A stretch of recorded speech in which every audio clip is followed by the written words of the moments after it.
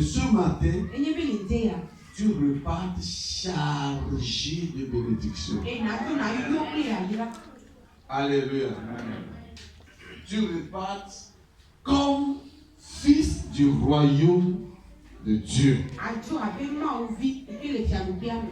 Donc, le sujet de ce matin est établir le Messie comme roi. Établir le Messie comme roi. Amen. Établir le Messie comme roi. Autrement dit, oindre le Messie comme roi. Et le plan de Dieu, c'est qu'à partir d'aujourd'hui, moi et toi, et vous qui nous suivez sur Internet, vous établissez, vous soignez le Messie en tant que roi dans votre vie. Que le Messie Jésus soit reconnu. Que le roi Messie Jésus s'asseye dans votre vie, s'asseye dans votre cœur comme le roi. Amen. Que l'onction de Dieu implante cette parole dans ton cœur et qu'elle porte du fruit au nom de Jésus. Si c'est à toi, je peux dire Amen.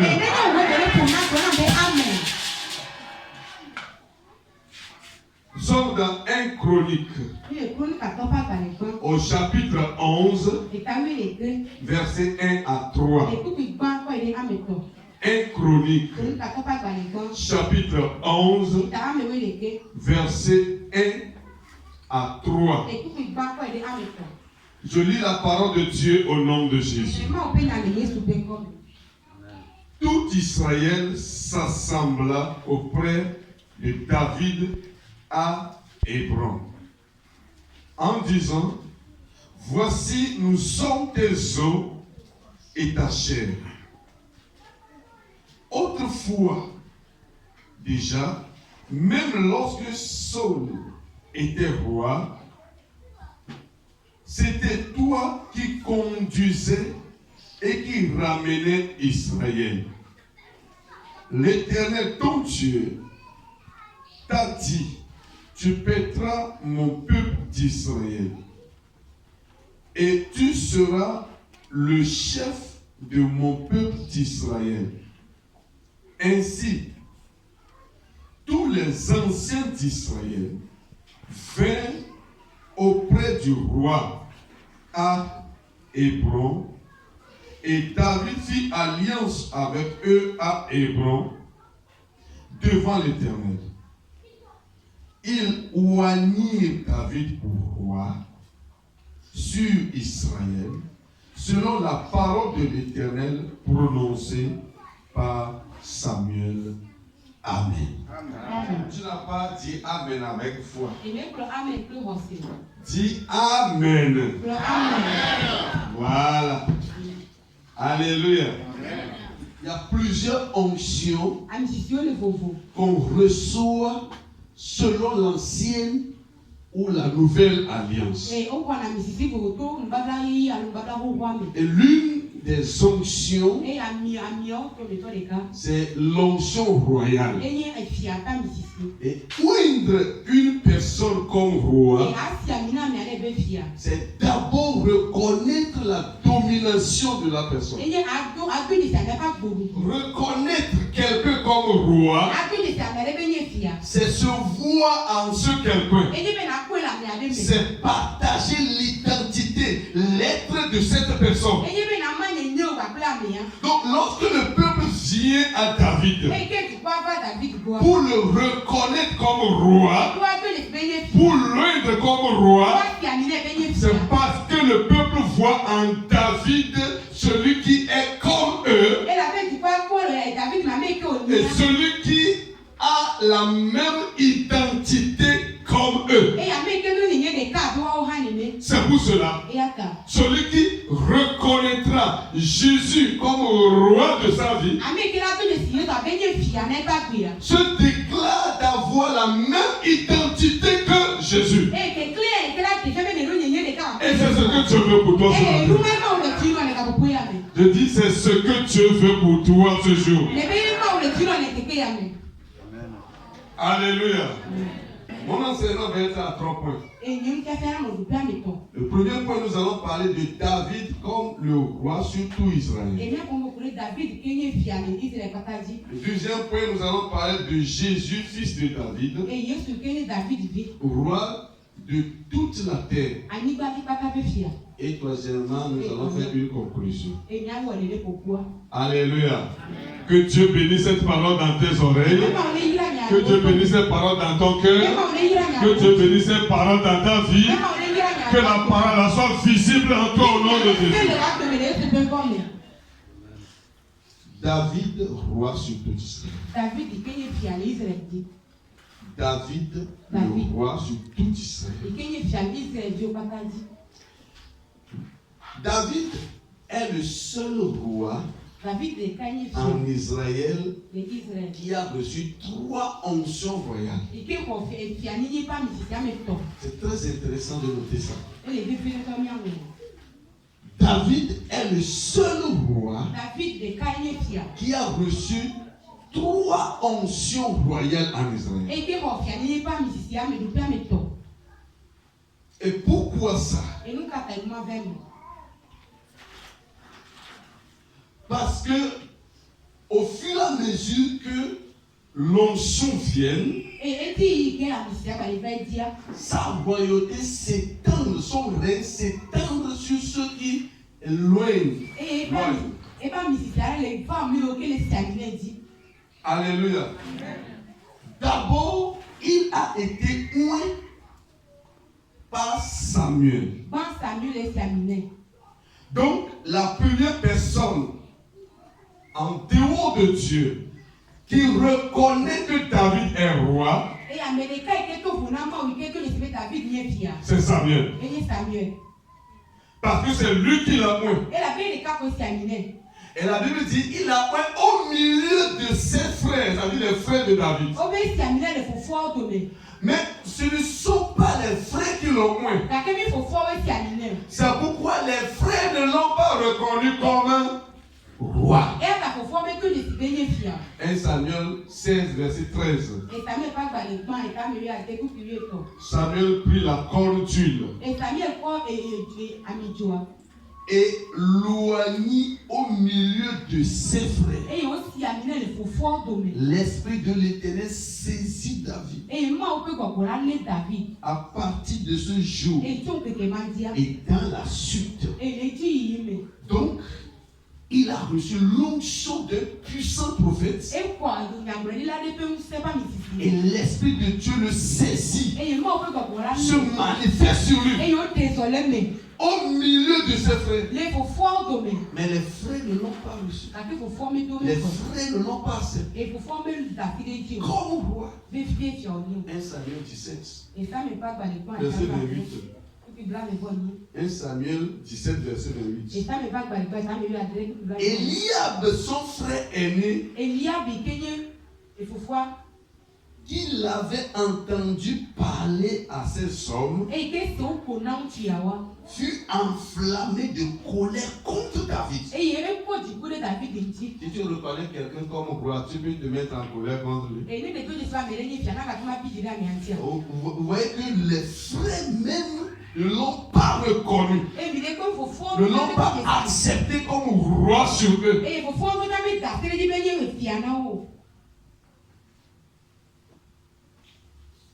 Et il dit à David, pourquoi es-tu descendu? Et à qui as-tu laissé ce peu de brebis dans le désert?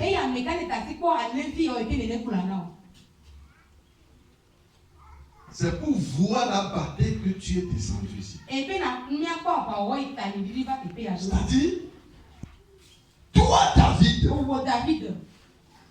tu tu es un impoli. Ton devoir, c'est de garder les peu de brebis dans le désert. Mais tu es venu ici pour montrer que toi aussi tu es grand. Et toi aussi tu peux combattre. Donc tu veux te mettre dans la cour des grands.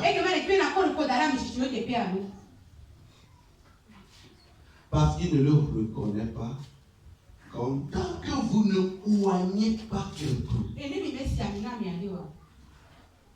ça veut dire que vous ne reconnaissez pas le règne de quelqu'un sur vous. Ce quelqu'un peut être roi, mais ne pas régner sur vous. Alléluia.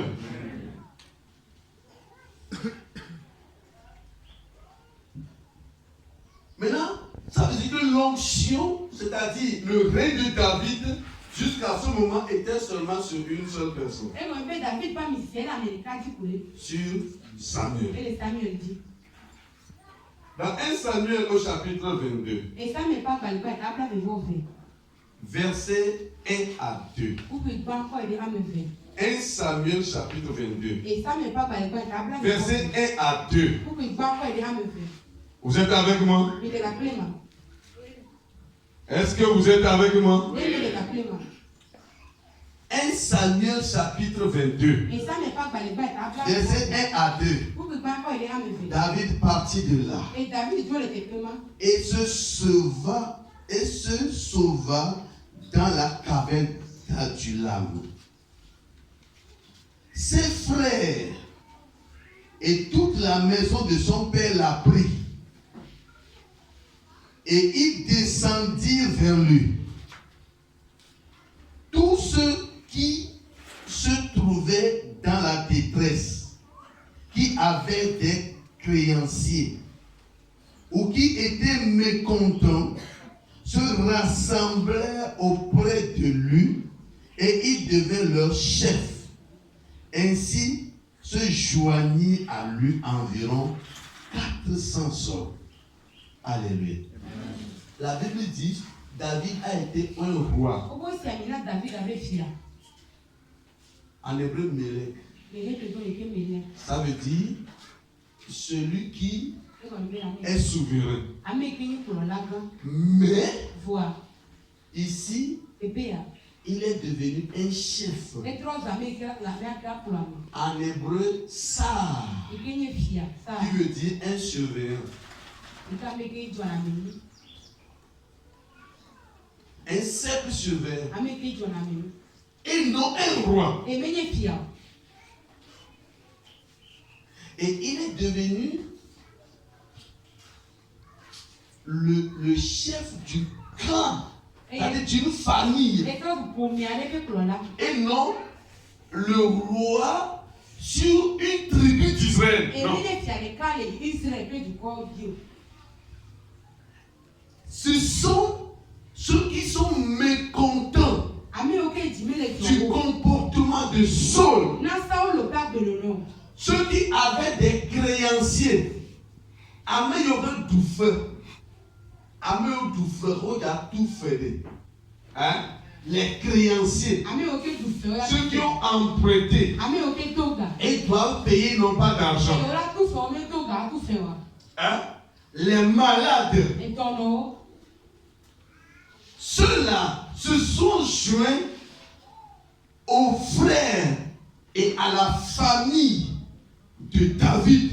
Ils sont allés vers lui pour qu'il soit leur chef. La Bible dit leur chef, ça, leur souverain.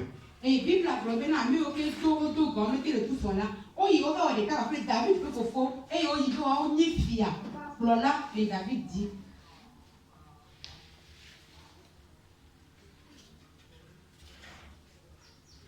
Et quand vous lisez Actes chapitre 4, versets 12 à 13. Actes chapitre 4, versets 12 à 13. Il est écrit que Pierre dit, sachez-le,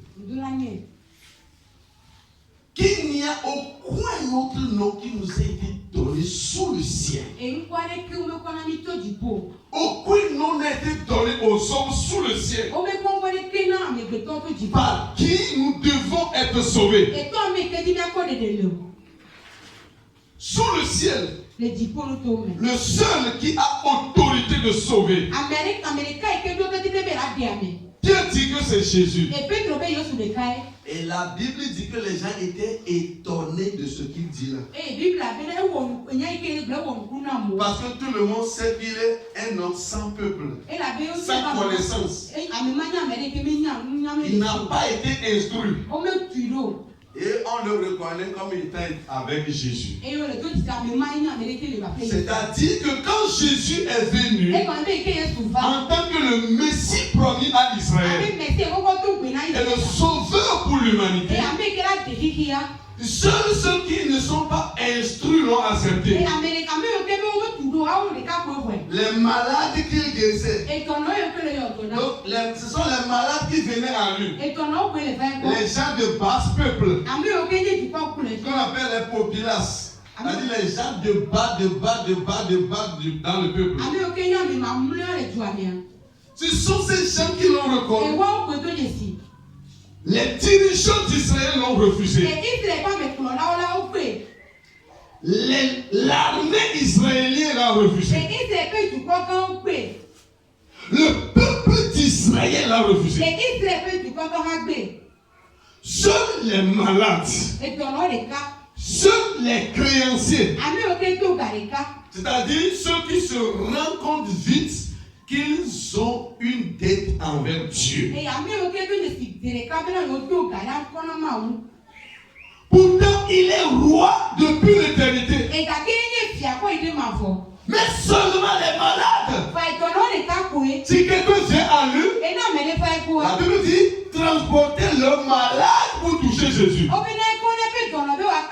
Donc ce n'est pas parce qu'on reconnaît que tu dois régner sur nous. Sont seulement un chef, un surveillant sur nous, pour nous protéger, pour nous délivrer, pour nous libérer. Et les choses vont évoluer. Dans 2 Samuel, au chapitre 2, verset 4. 2 Samuel, chapitre 2, verset 4. Il nous a dit, les hommes de Juda vinrent. Donc maintenant, une tribu d'Israël vient. Les hommes de Juda vinrent. Et là, il oignit David pour roi sur la maison de Juda.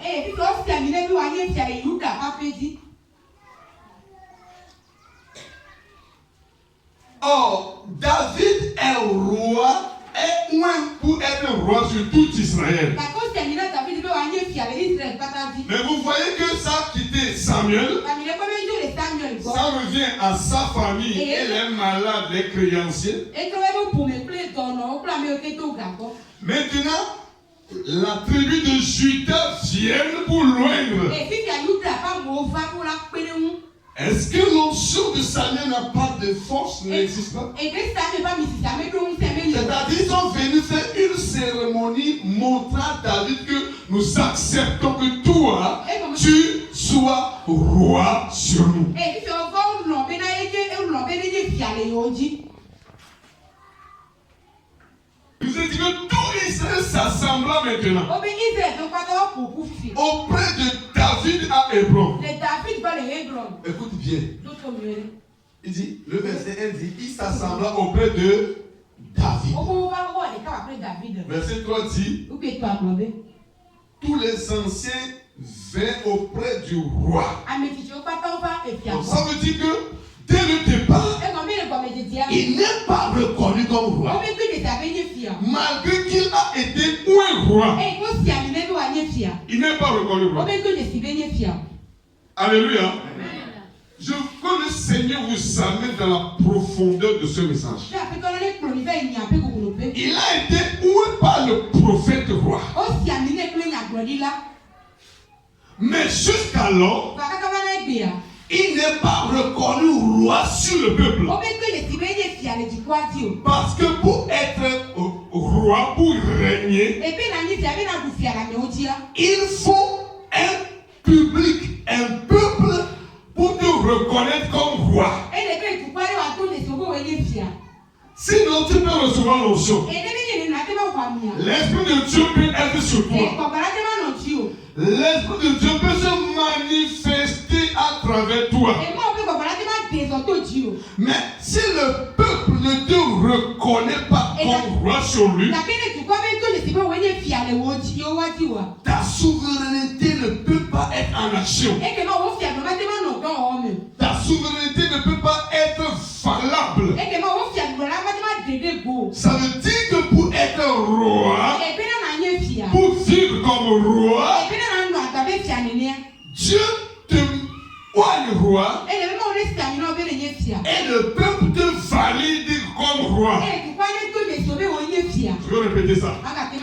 Dieu te oigne comme roi, mais c'est le peuple qui doit te valider comme roi. Dieu peut faire de toi roi en esprit, parce qu'il est esprit. Mais ce sont les hommes, les humains, qui doivent te faire roi sur la chair, te faire roi dans le pays.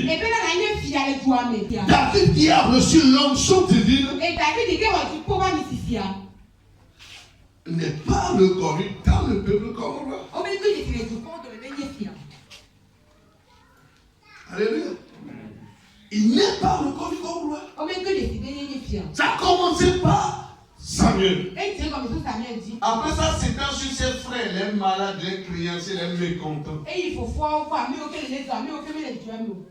C'est parce qu'eux, ils ont besoin du secours.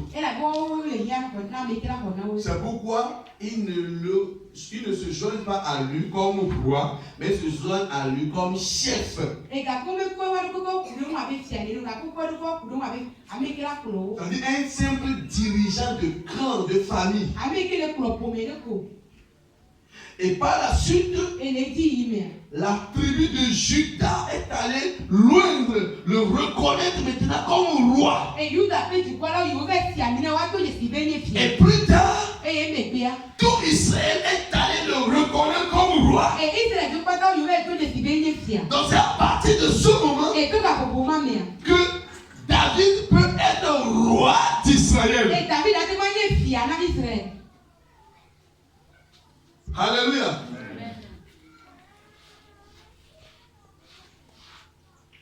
Dieu est roi. Mais Dieu ne fait pas roi. Je vais rappeler ça encore. Dieu est roi. Mais Dieu ne fait pas roi. C'est Dieu qui est roi. Mais c'est le peuple qui fait roi. C'est le peuple qui reconnaît et accepte le roi là comme roi sur lui. Sinon, il sera roi au ciel. Il sera roi en esprit. Il sera roi dans le monde de Dieu. Mais il ne sera pas roi parmi les hommes et sur les hommes. Alors,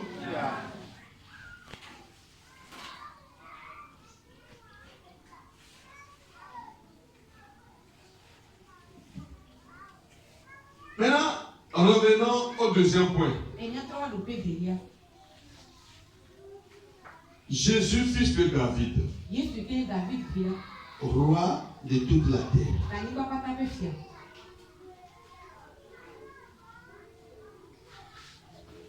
Psaume 2, verset 6.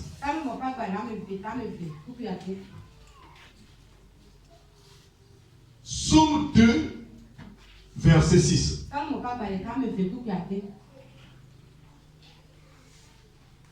Dieu dit,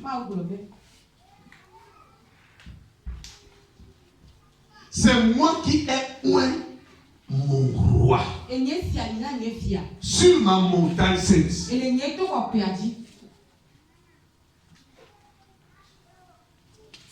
Or, en hébreu, il n'y a pas de temps.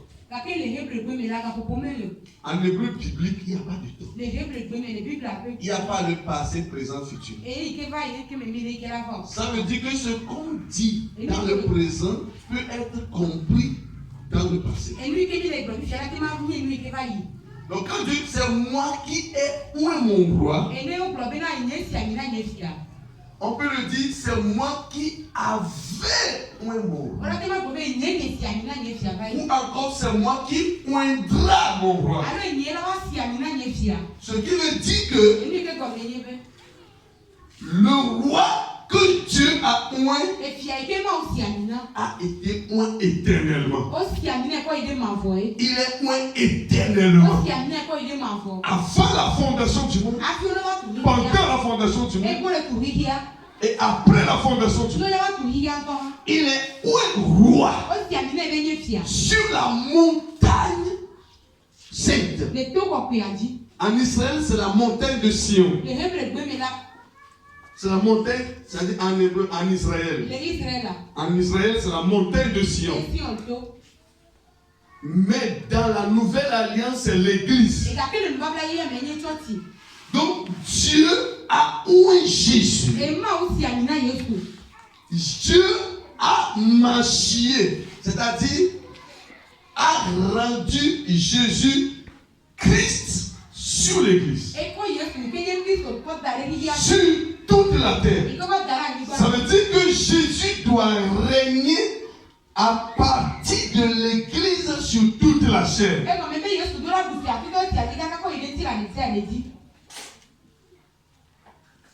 Donc il est roi, éternellement roi. Mais qu'est-ce que Nathanaël a dit de lui? Qu'est-ce que Nathanaël a dit de lui? Jean chapitre 1 verset 49. Nathanaël dit, Nathanaël lui répondit, Rabbi, tu es le fils de Dieu, le roi d'Israël. Donc, Jésus est le roi d'Israël. Est-ce que Israël reconnaît Jésus comme roi? Hein? Donc Jésus est roi et c'est la vérité. Mais quand le peuple d'Israël n'avait pas accepté ce Jésus comme roi, il n'a pas régné sur eux. Alléluia. Et la Bible dit que Jésus entra en Jérusalem. Et la foule a couru devant lui avec des branches de palme. Des branches de palme. Et la foule dit, Hosanna au fils de David, à celui qui vient au nom du Seigneur, le roi d'Israël. La foule. Et non le peuple, mais la foule. La foule déclare Jésus le roi d'Israël. Et la Bible dit que les autorités jurent. Le démon de ce terre, ne dites pas ça. Car si vous le reconnaissez, il sera roi. Parce que c'est vous qui allez le faire le roi. Donc si vous le refusez, il peut être roi devant Dieu, mais pas roi ici en Israël. Et il dit, Jésus ordonne à ses enfants de se taire. Jésus dit, Mais s'ils se taisent, les pierres vont parler. Si vous les hommes, vous ne voulez pas que je sois roi sur vous, les pierres vont accepter d'être roi. Vous savez ce que ça veut dire? Pierre dit, vous êtes des pierres vivantes. C'est-à-dire, si le peuple d'Israël refuse que je sois roi, refuse de me faire roi, l'Église va m'accepter, je serai roi sur eux. L'Église, les membres de l'Église, ce sont les pierres vivantes.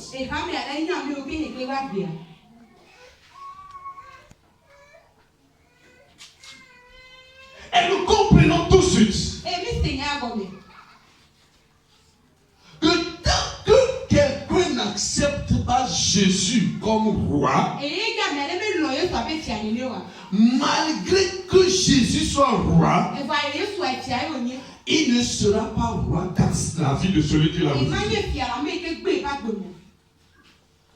Dieu n'oblige pas les hommes à se soumettre à Jésus.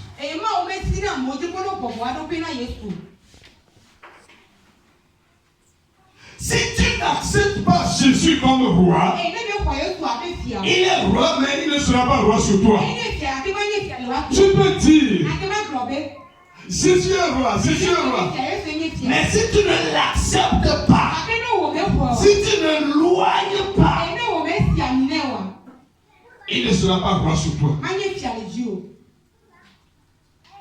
Tu peux aller à l'église. Tu peux louer Dieu. Tu peux prêcher Dieu. Mais que Dieu ne soit pas roi sur toi.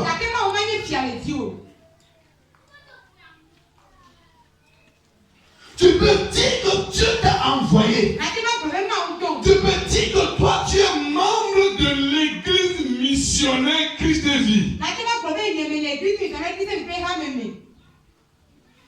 Est-ce que tu as reconnu Jésus comme roi sur toi? Il a été loin. Samuel l'a loin. Mais c'est seul sur Samuel qui est roi. Les malades, les pauvres, les créanciers, les démunis, ceux qui sont dans le besoin total, sont allés le reconnaître non pas roi, mais comme chef. C'est-à-dire celui qui peut nous protéger. Par la suite, Judas est allé. Et après, le peuple est allé. Tant que l'homme ne reconnaît pas quelqu'un comme roi, ce roi ne peut jamais le dominer, régner sur lui. Peuple de Dieu, est-ce que Jésus est votre roi? Qu'est-ce qui le prouve? Est-ce que vous avez oué Jésus comme le peuple a oué David?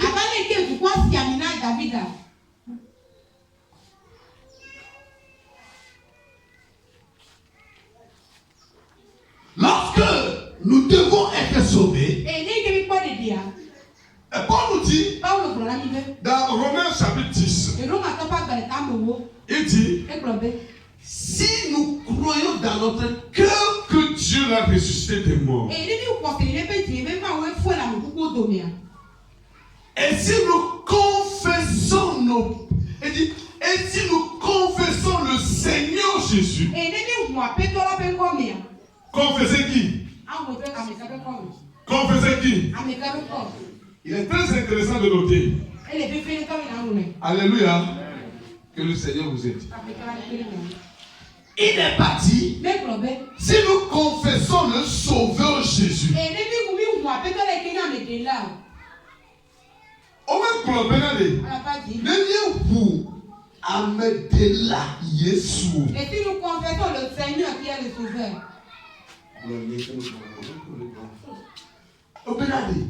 Si nous confessons le Sauveur, on n'a pas dit ça. On me comprend. On n'a pas dit. Et si nous confessons le Sauveur. Mais on nous dit si nous confessons le Seigneur Jésus. Nínú pàmì kí ni àpẹtọ.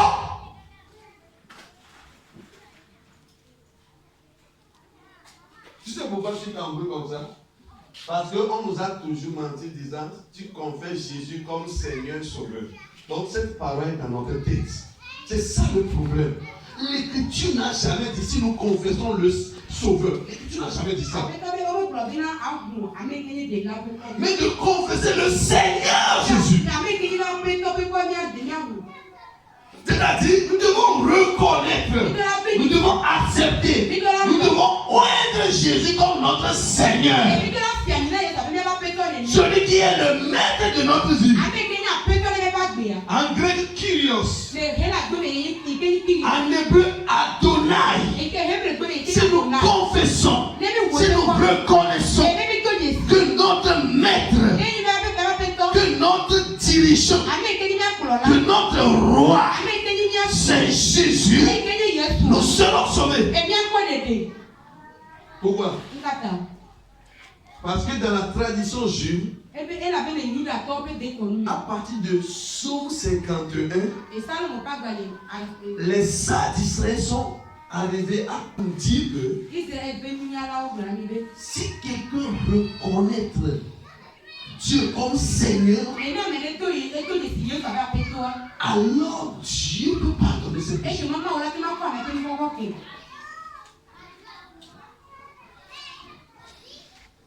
Donc reconnaître Dieu comme Seigneur, il doit s'occuper de tes problèmes. Comme les malades, les créanciers, eux autres sont allés à David. Donc tant que nous ne reconnaissons pas Jésus comme Seigneur, il ne peut pas agir envers nous comme si nous étions sa chair et ses os.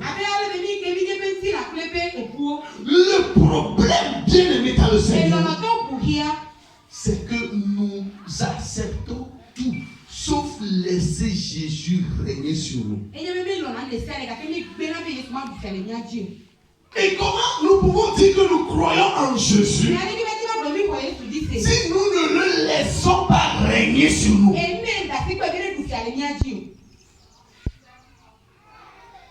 Et quand on parle du règne, on parle de l'accomplissement de la volonté. Donc dire que Jésus règne sur moi, c'est dire que c'est la volonté de Jésus qui s'accomplit dans ma vie. Et ce matin, que le Seigneur nous donne à établir le règne de Jésus. Tu peux établir le règne de Jésus dans ta vie. Tu peux établir le règne de Jésus dans ta maison, dans ton église, dans ton lieu de travail. Tu peux établir le règne de Jésus. S'il y a quelqu'un ici ce matin, s'il y a quelqu'un qui me suit, tu peux établir le règne de Jésus. C'est ton projet. Je dois établir le règne de Jésus.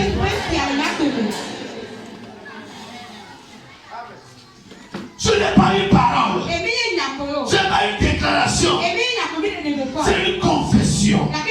C'est une reconnaissance de la nécessité que le prince de la paix règne sur le monde.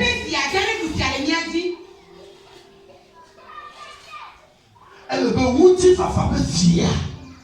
Ne tout fier de toi, Dieu. De toi, mais comment tu vas faire? Mais toi, comment tu vas faire? Il faut que le prince de la paix règne.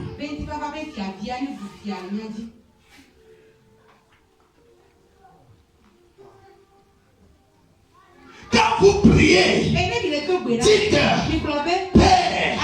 que ton règne vienne. Parce qu'il peut arriver que ta volonté refuse que tu règnes. C'est pourquoi prier, Seigneur, que ton règne vienne, que ton règne vienne, viens régner sur moi.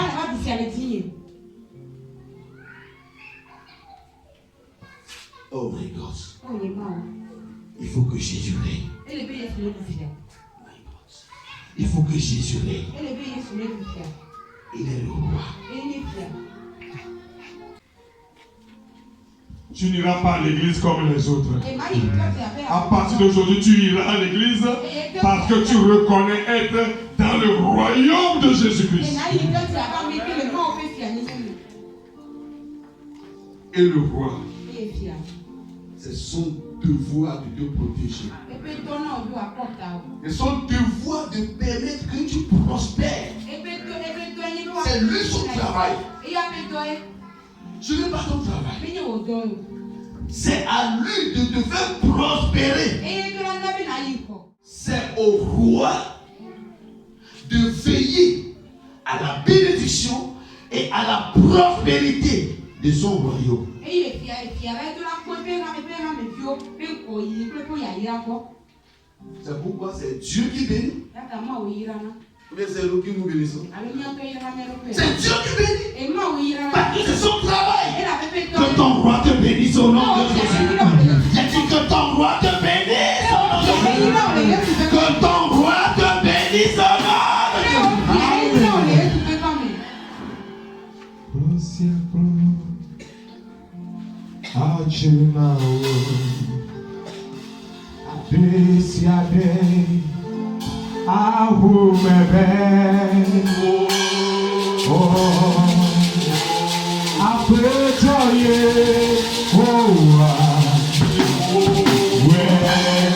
Where you are.